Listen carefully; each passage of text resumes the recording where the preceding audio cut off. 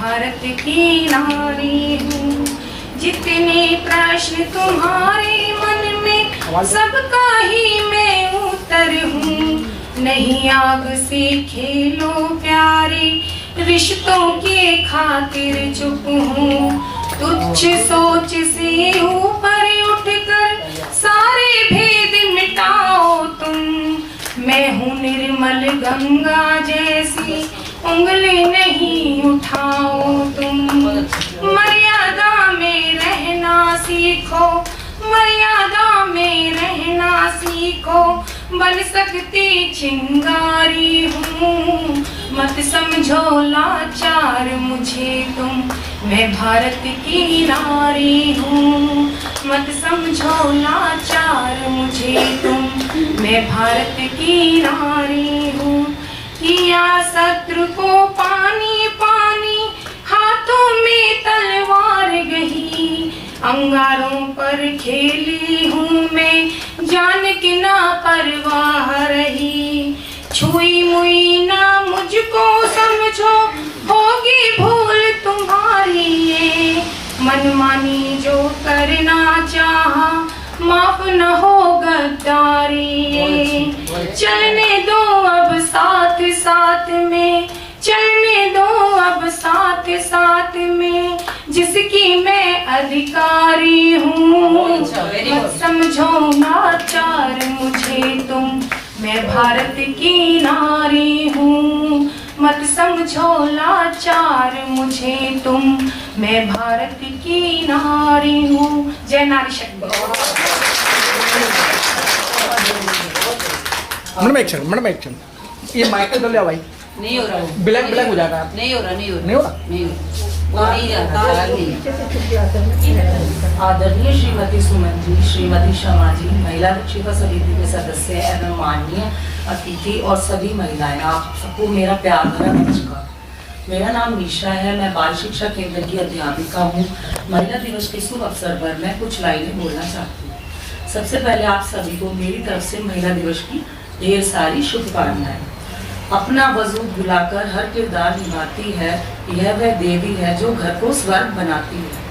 हर वर्ष 8 मार्च को विश्व भर में महिलाओं के प्रति सम्मान, प्रशंसा और प्रेम प्रकट करने के लिए महिला दिवस मनाया जाता है। स्त्री की प्रतिभा को सम्मानित करने का यह दिवस है। यह दिवस स्कूलों, कॉलेजों में मनाया जाता है तथा बैंक, सरकारी कार्यालय, निजी संस्थाओं आदि जगह भी मनाया जाता है। मैं कुछ लाइनें अपने बाल शिक्षा केंद्र पर भी बोलना चाहती हूँ।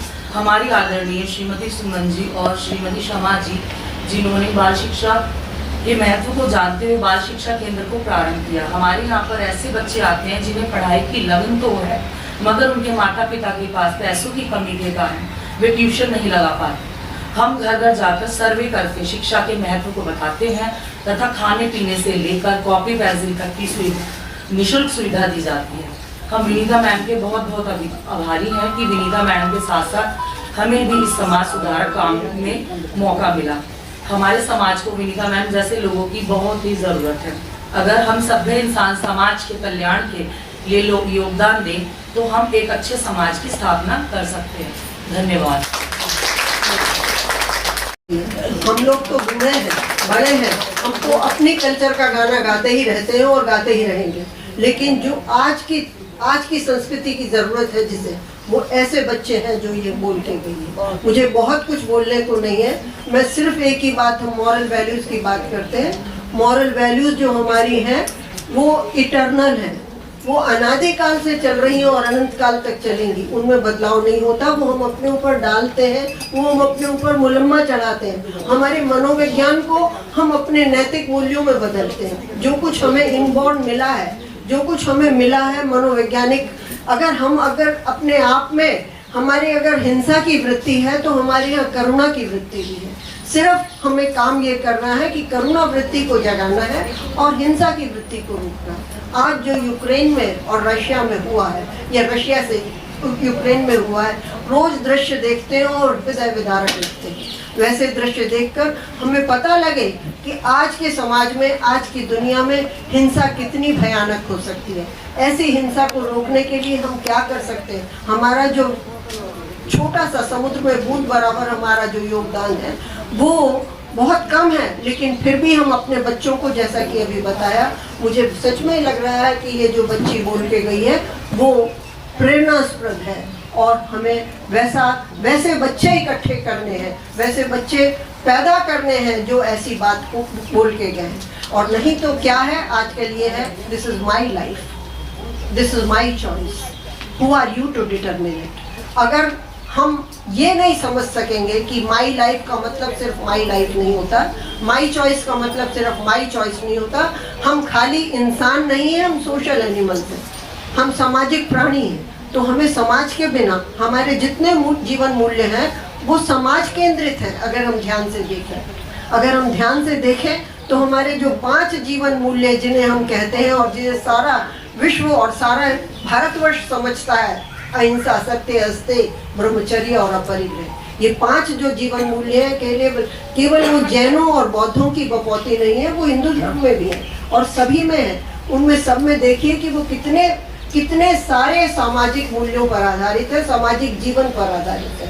इसलिए समाज के बिना हम अकेले नहीं हैं। और मैं बहुत कुछ नहीं कहना चाहती, मुझे तो कहा, वैसे मैंने बहुत कुछ किया भी नहीं है, मेरे आगे इतने ऊंचे ऊंचे पुराने लोग हैं जिन्होंने मुझसे बहुत ज़्यादा किया। मैं उम्र में भली बड़ी हूँ, लेकिन मैंने बहुत बाद में महिला दक्षता समिति को ज्वाइन किया और मुझे आज जो मेरा मिलने का मतलब था, यहाँ आने का मतलब, अगर मैं सच दिल से कहूँ तो मैं सुमन जी को देखना चाहती थी, मिलना चाहती थी।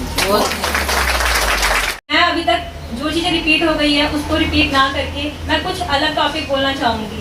एज अ अडल्ट या एज अ टीनेजर मैं ये बोल सकती हूँ, मैंने अभी तक जितना ऑब्जर्व किया है, मीन्स मेरे पार्टनर्स हैं, मेरी फ्रेंड्स हैं कॉलेज में या घर पे, जितनी भी फैमिलीज मेम्बर्स में जितनी भी लेडीज़ हैं या लड़कियाँ हैं, आजकल संस्कृति को खोते जा रहे हैं।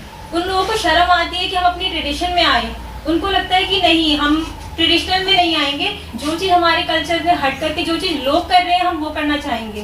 पर ये तो गलत है ना, हम अपनी कल्चर को छोड़ के किसी और कल्चर को ऑब्जर्व करते हैं, उसको अडॉप्ट करते हैं। हम कहते हैं कि नहीं, हम इस जगह पे जाएंगे तो हमें ये चीज़ पहननी है, हमें यही करना है, वही करना है। तो मैं सिर्फ ये चाहती हूँ कि आज यहाँ पे काफ़ी सारी लेडीज़ हैं, किसी की मम्मी है, किसी की बहन है, किसी की बुआ, किसी की बेटी, यहाँ पे एडल्ट भी है, यहाँ पे लेडीज़ वुमेन्स भी है। तो मैं सिर्फ ये बोलना चाहूँगी एक चीज़ कि सिर्फ लड़कियों को पढ़ाना ही नहीं है, उनको उनके कल्चर के बारे में भी बताना है कि वो ट्रेडिशन बने, अपने कल्चर को समझें। ये ज़रूरी नहीं है कि हम दूसरे कल्चर को ऑब्जर्व करेंगे तो ही हम आगे बढ़ सकते हैं, अपने कल्चर के साथ भी हम आगे बढ़ सकते हैं। और अगर किसी जगह पे, और हाँ, सबसे बड़ी बात ये होती है कि लड़कियां सोचती है हम ये चीज़ नहीं करेंगे, कुछ हट के करना चाहेंगे। आप ये सोचते हो कि हम हट के करेंगे तो सही, लेकिन हमें अच्छा लगता है, ये चीज़ अलग है, लेकिन लोगों का नज़रिया एकदम अलग होता है। हम कहते हैं कि हमें जीन्स ही पहनना है, हमें ये नहीं पहनेंगे, अगर आप पब्लिक प्लेस में जा रहे हो तो कुछ और पहन रहे हो। ये देखना चाहिए कि हम किस जगह पे क्या पहन रहे हैं। ये सबसे ज़्यादा मेन टॉपिक होना चाहिए कि हमें ड्रेसिंग सेंस किस सेंस में करनी चाहिए। आप पब्लिक प्लेस में प्राइवेट प्लेस के कपड़े पहन के जाते हो तो सबका अट्रैक्शन आप ही पे जाएगा, ये तो सबसे गलत बात है ना। और फिर आप बोलते हो कि मुझे उसने इस तरीके से देखा, मुझे इसने इस तरीके से देखा। आप खुद ही सोर्स ऑफ अट्रैक्शन बनोगे तो लोग अट्रैक्ट होंगे। इसलिए सबसे मेन बात ये होनी चाहिए कि आप अपने ट्रेडिशन को ऑब्जर्व करें, उसको अडॉप्ट करें और उसके साथ आगे बढ़ें।